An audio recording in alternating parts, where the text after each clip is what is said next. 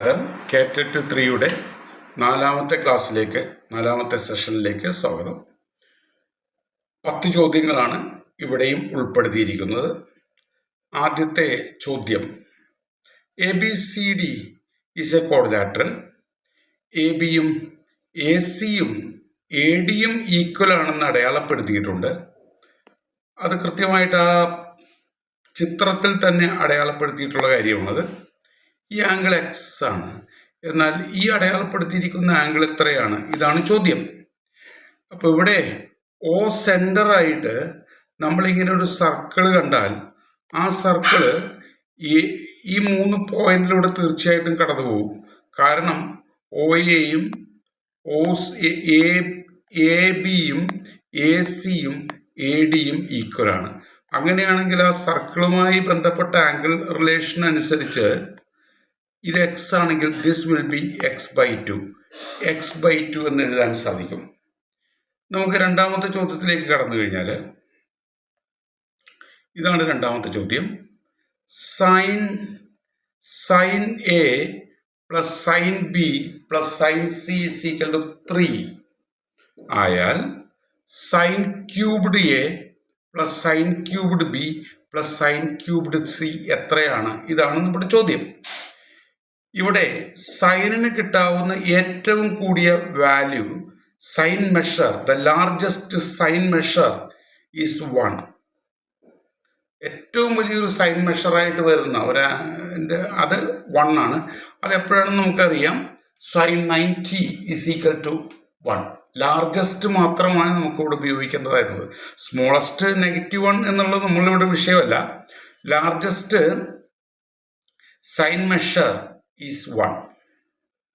അപ്പോൾ എയുടെയും ബിയുടെയും സിയുടെയും sign measure ഒരിക്കലും 1-ലും കൂടില്ല എന്ന് ഉറപ്പായി. അതുകൊണ്ട് ഒരെണ്ണത്തിൻ്റെ പോലും, എയുടെയോ ബിയുടെയോ സിയുടെയോ ഒരെണ്ണത്തിൻ്റെ പോലും സൈൻ മെഷർ 1-ൽ കുറയില്ല. ഏതെങ്കിലും 1-ൽ കുറഞ്ഞു കഴിഞ്ഞാൽ തീർച്ചയായും മറ്റൊന്ന് 1-നേക്കാൾ കൂടുതലായേ പറ്റൂ. എന്നാലല്ലേ സം 3 ആയിരിക്കുള്ളൂ. 1-നേക്കാൾ കൂടാൻ പാടില്ലെന്നറിയാം. അതിൻ്റെ അർത്ഥം സൈൻ A എന്ന് പറയുന്നതും 1 ആണ്, സൈൻ B എന്ന് പറയുന്നതും 1 ആണ്, സൈൻ C എന്ന് പറയുന്നതും 1 ആണ്. അതുകൊണ്ട് അവയുടെ ക്യൂബുകളുടെ സം 3 തന്നെയാണ് എന്ന് നമുക്ക് മനസ്സിലാക്കാം. Option C is the correct answer. അടുത്ത ചോദ്യത്തിലേക്ക് കടന്നു കഴിഞ്ഞാൽ ഈ ഒരു പാറ്റേൺ നോക്കുക. ഈ പാറ്റേണിൽ 1 + 2 = 3. അത് ശരിയാണ്, നമുക്കറിയാം. 4 + 5 + 6 എന്ന് പറയുന്നത് ദാറ്റ് ഈസ് ഈക്വൽ ടു 7 + 8. അതും ശരിയാണ്. 10 × 15, ഇവിടെയും 15. 9 + 10 + 11 + 12 അതെന്താണ്? 13 + 14 + 15 ഈക്വൽ ആണ്. ഇതുപോലെ പ്രൊസീഡ് ചെയ്താൽ in which line the number in the right end becomes 224. Right എൻഡിലെ നമ്പർ 224 ആകുന്നത് ഏത് ലൈനിൽ വെച്ചാണ്? ഇപ്പൊ nth ലൈൻ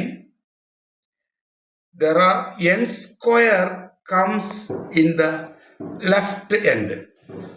കണ്ടോ, എല്ലാത്തിൻ്റെയും ലെഫ്റ്റ് എൻഡിൽ ആ ലൈനിൻ്റെ നമ്പർ 3² 2² ഒക്കെയാണ്. അപ്പോൾ in nth line the first number or the number in the left end is n².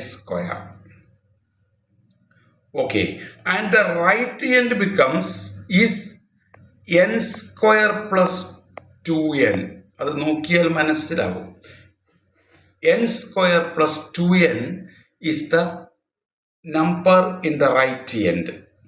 വലത്തെ അറ്റം n² + 2n ആണ്.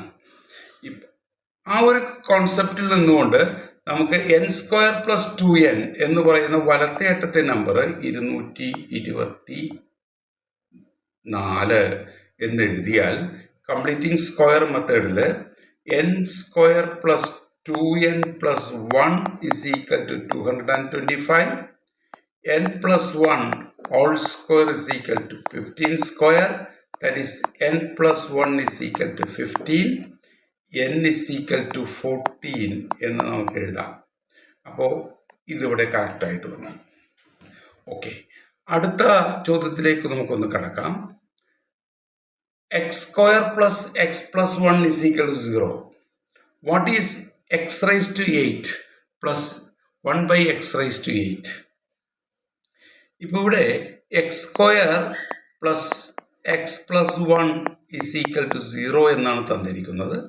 ഇവിടെ നമ്മൾ X square plus 1 is equal to minus X, dividing both side by X കൊണ്ട് divide ചെയ്താൽ X plus 1 by x is equal to minus x by x. This is 1 minus 1. That is x plus 1 by x is minus 1.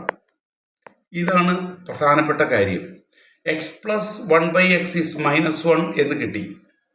X plus 1 by x minus 1 ആണെങ്കിൽ അതിൻ്റെ square എന്തായിരിക്കും എന്ന് നോക്കാം. X plus 1 by x is equal to minus 1. അപ്പോൾ X plus 1 by x all square is equal to 1 എന്നാണ്. ഇപ്പോൾ x square plus 1 by x square plus 2 is equal to 1. ഇത് പുറത്തേക്ക് മാറിയപ്പോൾ x square plus 1 by x square is again minus 1. Okay, ഇതിനെ നമ്മൾ ഒന്നുകൂടി, അപ്പോൾ x square plus 1 by x square minus 1 ആണ്. ഇനി x square plus 1 by x സ്ക്വയറിൻ്റെ സ്ക്വയർ എടുത്താലോ? X square plus 1 by x സ്ക്വയറിൻ്റെ സ്ക്വയർ എടുത്താൽ x square plus 1 by x സ്ക്വയറിൻ്റെ സ്ക്വയർ എടുത്തു കഴിഞ്ഞാൽ അത് മൈനസ് 1ൻ്റെ സ്ക്വയർ ആണ്, അത് 1 ആണ്. ഇവിടെ നമുക്ക് X raised 4 plus 1 by x raised 4 അതും മൈനസ് 1 തന്നെ വരും. അപ്പോൾ ഇവിടെ 2 4 അടുത്ത 8ലും അത് മൈനസ് 1 തന്നെയായിരിക്കും വരുന്നത്. 16ലും മൈനസ് 1 തന്നെയായിരിക്കും. അപ്പോൾ അത് ക്ലിയർ ആണത്. ഇവിടെ ആൻസർ ഈസ് മൈനസ് 1. അടുത്ത ചോദ്യത്തിലേക്ക് കടക്കാം. Arjun added all even numbers from 1 to 101. 1 മുതൽ 101 വരെയുള്ള എല്ലാ ഈവൻ നമ്പേഴ്സും കൂട്ടുന്നു. അതുപോലെ 0 മുതൽ 100 വരെയുള്ള എല്ലാ ഓഡ് നമ്പേഴ്സും കൂട്ടുന്നു. കണ്ടോ? And from the total obtained, ആദ്യം തന്നെ ഈവൻ നമ്പേഴ്സ് കൂട്ടുന്നു. അതിൻ്റെ ടോട്ടലിൽ നിന്ന് ഈ subtracted all odd numbers from 0 to 100. Even നമ്പേഴ്സിൻ്റെ 1 മുതൽ 101 വരെയുള്ള, അപ്പം യഥാർത്ഥത്തിൽ 2 മുതൽ 100 വരെയുള്ള ഈവൻ നമ്പേഴ്സിൻ്റെ സമ്മ് ഉണ്ടോ. 0 മുതൽ 100 വരെയുള്ള ഓഡ് നമ്പേഴ്സ് എന്ന് പറഞ്ഞാൽ 1 മുതൽ 99 വരെയുള്ള ഓഡ് നമ്പേഴ്സിൻ്റെ സമ്മിൽ നിന്ന് നമ്മൾ സബ്ട്രാക്റ്റഡ് ഉണ്ടോ from this one, find the resulting number. അങ്ങനെയാണെങ്കിൽ കിട്ടുന്ന നമ്പർ ഏത് എന്നുള്ളതാണ്. ഓക്കെ,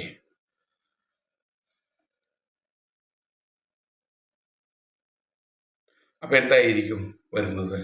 അതായത് Arjun added all even numbers from 1 to 100. 1 മുതൽ 100 വരെയുള്ള ഈവൻ നമ്പേഴ്സ് ആഡ് ചെയ്തു. And from the total he subtracted, അതായത് 2 plus 4 plus 6 plus etcetera plus 100ൽ നിന്ന് 1 plus 3 plus 5 etcetera plus 99 subtract ചെയ്തപ്പോൾ നമുക്ക് ഇങ്ങനെ എഴുതേണ്ട ആവശ്യമൊന്നുമില്ല. നമുക്ക് മനസ്സിലാക്കാവുന്ന കാര്യമുള്ളൂ. 2ൽ നിന്ന് 1 സബ്ട്രാക്ട് ചെയ്ത 1, 4ൽ നിന്ന് 3 സബ്ട്രാക്ട് ചെയ്ത 1. അങ്ങനെയാണെങ്കിൽ ആൻസർ വിൽ ബി 50 എന്ന് കൃത്യമായിട്ട് കിട്ടും. അടുത്തത് 7ാമത്തെ ചോദ്യമാണ്. 7ാമത്തെ ചോദ്യം കുറച്ചൊന്ന് ആലോചിക്കണം. ABCD ഒരു സ്ക്വയറാണ്. ABCD is a square. PB, this length PB is 2 times AP. PB is 2 times AP. PB is 2 times AP. അതാണ്. എ പി ക്യു ഡി എന്ന ഈ റെക്റ്റാങ്കിളിൻ്റെ perimeter, A P Q D എന്ന റെക്റ്റാങ്കിളിൻ്റെ പെരിമീറ്റർ 80ആണ്. റെക്റ്റാങ്കിളിൻ്റെ പെരിമീറ്റർ 80ആണ്. അങ്ങനെയാണെങ്കിൽ A B C D എന്ന റെക്റ്റാങ്കിളിൻ്റെ perimeter എത്രയായിരിക്കും എന്നാണ് ചോദ്യം. അപ്പോൾ നമുക്കൊന്ന് ആലോചിച്ച് നോക്കാം. അത് പ്രയാസമൊന്നുമില്ല, വളരെ സിമ്പിളായിട്ട് മനസ്സിലാക്കാം. P B is equal to A P തന്നിട്ടുണ്ട്. Therefore, AB is equal to AD, that is equal to 3AP എന്ന് നമുക്ക് എഴുതാം. ഓക്കെ, 3AP എന്ന് നമുക്ക് എഴുതാം. അപ്പോൾ perimeter of A P Q D, perimeter of A P Q D എന്ന് പറയുന്നത് എന്താണ്? A P plus P Q plus D Q plus A D. അത് ഒന്നും കൂടി നമ്മൾ സിംപ്ലിഫൈ ചെയ്ത് എഴുതിയാൽ A P plus 3AP plus A P plus 3AP, അതായത് 8AP എന്ന് കിട്ടും. ഓക്കെ, അപ്പോൾ A P therefore A P equal to എത്ര? അവിടെ 80/8 10 എന്ന് കിട്ടുന്നു. ഓക്കെ, ഇതിവിടെ 80 എന്ന് തന്നിട്ടുണ്ടല്ലോ. എ പി ഈക്വൽ ടു 10 എന്ന് കിട്ടും. അങ്ങനെയാണെങ്കിൽ എ ബി ഈക്വൽ ടു 30 ആണ്, കാരണം ഇതിൻ്റെ 3 മടങ്ങൊക്കെയാണല്ലോ. അങ്ങനെയാണെങ്കിൽ എ ബി സി ഡിയുടെ പെരിമീറ്റർ എത്രയാണ്?